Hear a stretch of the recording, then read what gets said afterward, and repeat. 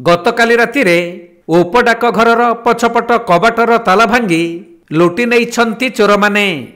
आज सकाळे डाक कर्मचारी माने आसी यह देखिबाकु पाई पोस्टमास्टर को सूचना देइथिले। परे पुलिस निकटरे अभियोग करा जिबारु पुलिस घटनास्थल को आसी चोरी संपर्क रे तदंत आरंभ करिसंती।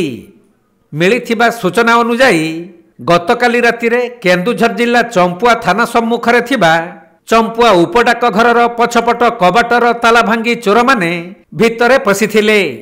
आउ आलमारी और पोस्टमास्टर बाक्स भांगी नगद टंका चोरी करि नेइछंती। हेले ट्रेजरी भांगिबाकु चेष्टा करिथिले भी ताहाकु भांगिबारे विफल होइथिबा देखिबाकु मिलिछि। तेबे चोर माने जिबा बेले डाकघर सीसीटीवी हार्ड डिस्क को नहीं जाइछंती।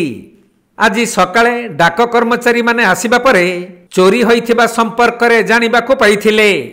तेणु पुलिस को ए नै सूचना दिया जिबारु पुलिस और साइंटिफिक टीम पहुंची चोरी संपर्क रे अधिक तदंत करुछंती।